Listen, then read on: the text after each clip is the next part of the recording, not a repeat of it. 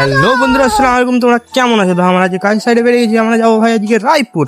তার জন্য আমরা বেরিয়ে গেছি ভাই, দিয়ে ধর জিনিসপাতি নিয়ে বেরিয়ে গেছি। দিয়ে আমরা চলে যাচ্ছি ধর চিঙ্গানির রাস্তাতে ভাই। হ্যাঁ, চিঙ্গানির সামনে ওর রাস্তা দিয়ে যাচ্ছি আমরা।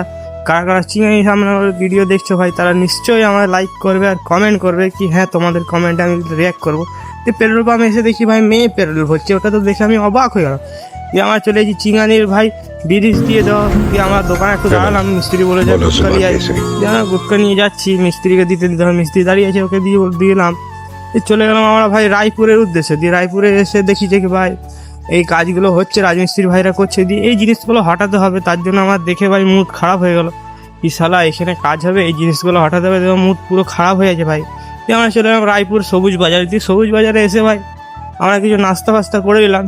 এবার চলে যাবো বাড়ি। বাইকে আস্তে আস্তে দিয়ে দেখছি পুলিশ মামা এসে, দিয়ে আমরা ওখান থেকে হাঁটতে হাঁটতে চলে গেলাম। দিয়ে ওখান দিয়ে তোমাদেরকে আর ক্লিপটা দেখাতে পারলাম না। দিয়ে আবার দেখছি পুলিশ, তার জন্য আমরা বাসে চলে গেলাম। বাসে যা ভিড় ভাই।